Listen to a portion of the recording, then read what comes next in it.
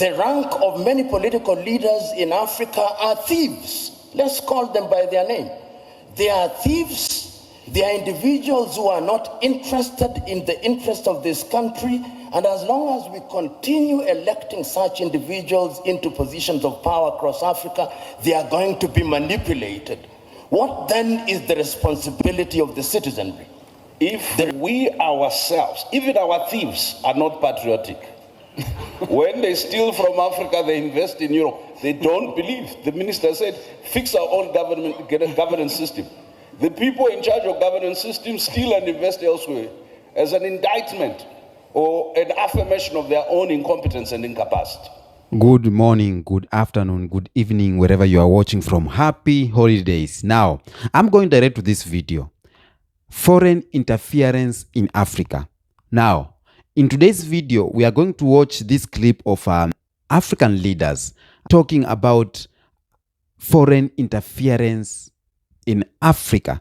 I'm happy that this is a dialogue. I'm happy that this is a conversation that's going on. But are we really coming to a decision on what to do? Yes, we can talk about it. We have politics or political analyst, activist, Pan-Africanist who have talked about this. We have leaders, presidents who have talked about foreign interference, but we don't see actions. But I'm happy right now. I see actions from Sahel region. I see Mali. I see Chad. I see Niger. I see Burkina Faso, where they are doing away with foreign interference. Because foreign interference plays a bigger part in African politics, African resources, African economic, the poverty that's going on in Africa, the war, the chaos, and everything that is happening in Africa. Foreign people have a hand on it. Now, let's watch this video of these African leaders talking about foreign interference, and then we'll come back, we dive into this video, and we see what we have on the table, or what I have on the table about this topic, because as a Pan-African, this affects us a lot. The impact of European and American and Russian and Chinese interference is a raw wound. It is not something that is in the past. It is something that is happening as we speak. And therefore, when we speak to it, we are speaking to it to warn ourselves of the reality. When we speak about the Danidas and the NGOs, these are bodies whose raison d'etre is to ensure that we remain in a perpetual state of begging. That is what we are doing, to warn ourselves. And we are not for 1 minute saying that we will shut ourselves out from the rest of the world. What we are saying is that we must define how we engage with the whole world. And we are saying that as individual countries, we are weak, and the rest of the world wants to operate and to deal with us in our weak state. The United States of America are dealing with Rwanda on second-hand clothing. Rwanda cannot resist them. Burundi cannot. Kenya cannot. Uganda cannot. But if we are East Africa with a population of 300 million, we can. If we are SADC, we can. If we are ECOWAS, we can. So this is what we are saying. And we are saying further that going forward, we must also recognize our internal weaknesses. And what is our weaknesses? Chinua Achebe said it very well. The problem of Africa is simply and squarely one of political leadership. The rank of many political leaders in Africa are thieves. Let's call them by their name. They are thieves. They are individuals who are not interested in the interest of this country. And as long as we continue electing such individuals into positions of power across Africa, they are going to be manipulated. What then is the responsibility of the citizenry? The responsibility of the citizenry is to make demands. The chairman here, I hope he has received the several letters that I have written to him. I've written several letters to his organization talking about the role of the African Union in peacemaking.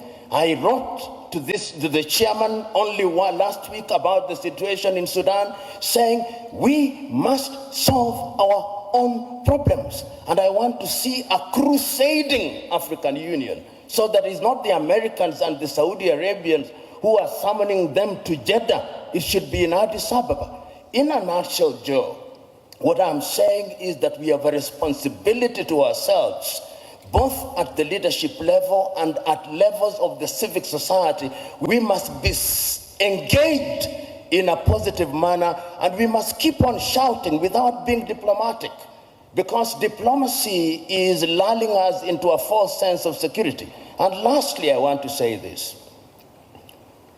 When foreign powers come, we must always be reminded of these goodies that they bring to us. It used to be said of the Trojan War that even when the Greeks bear a gift, they do not mean well. They never mean well. And the sooner we say it, recognizing the external threat, recognizing the domestic weaknesses, the safer we are. Right now, as I conclude, there is a group of experts going around East Africa, collecting views about the constitution of East Africa. I've just written to them this morning. They are leaving Kenya. If you ask 10 Kenyans, possibly only one knows they're in Kenya. Then they will be going to Burundi. If you ask your typical African about Africa Agenda 2063 out of 10, if 2 know about Africa Agenda 2063, you'll be lucky. If you ask them about the Africa Continental Free Trade Area, 10, if 2 know, you'll be lucky. In other words, we are not doing well. And I'm going to be blunt at these functions. If you ask the chair of the African Union, who funds the African Union, possibly 60% of the budget is externally funded. He who pays the piper calls the tune. That is the reality of the world. We must begin to pay for our own things in order to be understood and to be respected. Thank you. Thank you very much indeed. I think let me give a right of reply to Chairperson to that comment about the AU funding. But before then, the good professor says he has sent some good letters with good ideas to you. Assuming he received them or they are caught up with the bureaucracy. I think the most fundamental challenge is not white supremacy. It's black inferiority and the abiding appetite amongst the black elite to function on the basis of white embrace. Number one. If we ourselves, even our thieves, are not patriotic, when they steal from Africa, they invest in Europe, they don't believe. The minister said, fix our own governance system. The people in charge of governance systems steal and invest elsewhere as an indictment or an affirmation of their own incompetence and incapacity. Now, welcome back. When we talk about foreign interference in Africa, we talk about an issue. Like foreign people or foreign countries like Europe countries has influence, bigger influence in African countries. We talk about France, we talk about Germany, we talk about Portugal, we talk about USA, we talk about UK. It has a lot of impact in African politics, African economy, African lifestyle. We talk about Russia, we talk about China.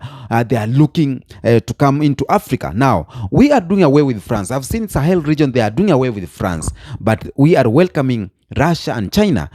I think as Russia and China say that they won't interfere with decision making of Africa countries, and everything doing with African countries. All they do will have to do a legit business in between them. But when you see countries from Europe, for example, USA and France, they have had a negative impact in Africa. For example, we talk about economic effects. We have exploitation of resources where many foreign countries, entities extract African vast natural resources, e.g. minerals like gold, copper, oil, uranium, you name it, timber. And this has perpetuated poverty and underdevelopment. When you talk about exploitation, We can have just good business between two countries, African countries and Europe countries, doing business. They get resources in a better prices. We get what we get from them, if it's technology, if it's payment. But exploitation is where you come to my country, you take my resources, you extract my natural resources, and you are giving me 10% of what these resources cost. You're giving me 5% of the value of these resources. That's what we call exploitation.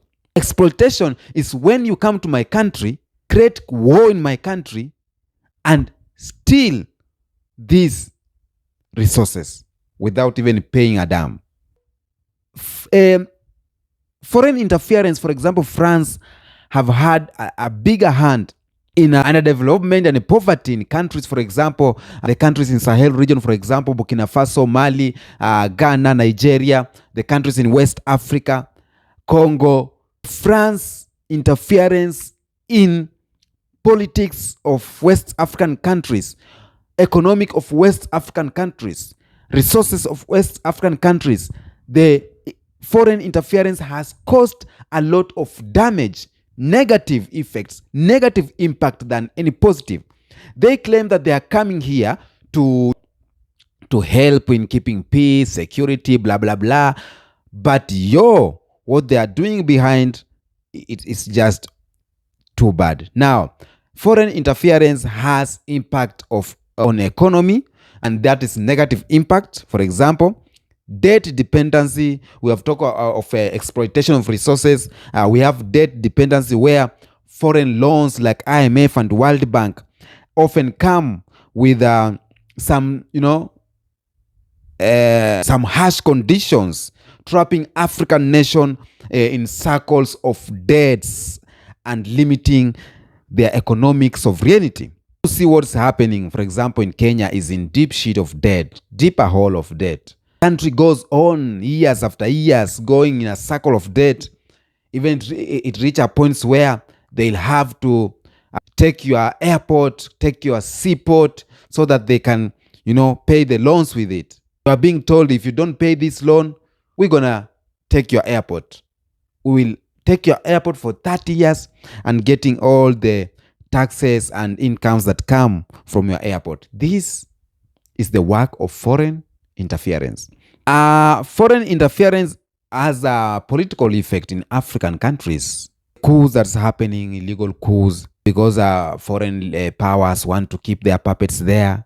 Decision making in political affiliation. For example, in Kenya, when you see leaders or people, citizens go to vote, but foreign interference or foreign powers or foreign countries, they want some kind of leader because they want a puppet for themselves. So they put their man there. They interfere with the election. They interfere with the outcome. They interfere with the decision making into political stands, for example, in law making, they interfere in anything. Destabilization of governments. When a government is want to do something good for the people, you see these foreign powers, they don't want that. They have supported coups in some countries, a lot of countries, armed conflicts. They have supported wars to secure their interests, leading to political instability, e.g. Cold War intervention and modern day conflicts over resources. See what's happening in Congo. This is the hand of foreign interference. Now, we have a government in power in Burkina Faso, where the government is trying to work for the people. But France is there on the neck of Ibrahim Traore because they don't want that to be the leader. They don't want a leader who is against them. Political intervention or interference will cause loss of sovereignty, where many African governments are forced to align with the political and strategic interest of powerful nations, limiting their independence. We are the people of Kenya, but we get laws from United. We don't have that freedom, that sovereignty, our political sovereignty. We can't make our own decision because our decision is made somewhere else in Geneva, Switzerland. Loss of sovereignty. And many African countries are into that hole. We have corruption and when we have foreign interference often involved in co-opting of local elites who prioritize external interest over their own population. Now you see these leaders, they are doing things for the interest of their masters. You understand that? And leaving their own people to starve to death. They steal, grab lands, etc. That's the work of foreign interference in African countries. We have issue of social and cultural effects where they try to impose their culture to us. For example, the issue of LGBTQ. We take example of Kenya, when Kenyans are forced to accept or to pass a law on LGBTQ. Now, Uganda said no to LGBTQ. What were they told? Museveni was told, you have to pass this law or we keep sanctions on you. That's another thing happening with foreign interference, because we'll have erosion of indigenous culture, languages, traditionals. It's all lost because we are trying to embrace the Western culture, the Western powers, and etc. We have something like a brain drain. Opportunities in foreign countries often lure skilled African professional, weakening local development potential. Brain drain. We think of going out. We think of going in USA. We think of taking our brains out of Africa. We don't think anymore about our countries. That's what we call brain drain. It's affecting our country. It's too bad for the nation. Now, foreign interference will affect environmental effect like resource depletion, because when they do over extraction of natural resources, it will affect the environment. Pollution, air pollution, water pollution. You saw what's happening in Ghana because of illegal mining and more so. A lot of things will happen when we have foreign interference. Yes, we have benefits like infrastructure, technology, trade opportunities, but not more, only few. We have more negative than positive impact of foreign interference, because their way here to Africa is to make Africa go in a circle of poverty so that they can still be here. Because if Africa have this good infrastructure, technology, and more so, they won't be here. Doing what? They won't be here. But if Africa remain poor, they will be here trying to help. We are aiding your country, giving food, helping with people with hunger. But they are here to protect their interests. So it's high time we leave along these empty talks and we act. That's why we are saying Ibrahim Traore is doing something good, something great, that a lot of leaders have to follow this lead. Because this is the only way we can survive. This is the only way we can bring Africa back again. Do away with foreign countries. France, go away. Let's do just business. I know we need to have friends so that we can have this exchange of goods and services, but with a limit. Not even a 50-50 share, but with a limit and right percentage that we get from our resources and everything. This issue of foreign countries, of foreign powers choosing our leaders, it is a sign, or it is neocolonization. It is still colonization, but indirectly. Why are we saying we are free? Why are we calling our country like republic, freedom country, and yet we are still under colonial rule? We are still under some forces. We have to fight this. We have to end this. And we'll end this by only getting the right leaders who can say no to these foreign powers and interference. Tell me what you think on the comment section about this video. Okay? We have more to talk about this. And we'll talk more about this later. But I want you to comment down there what you think. Until next episode, peace be with you.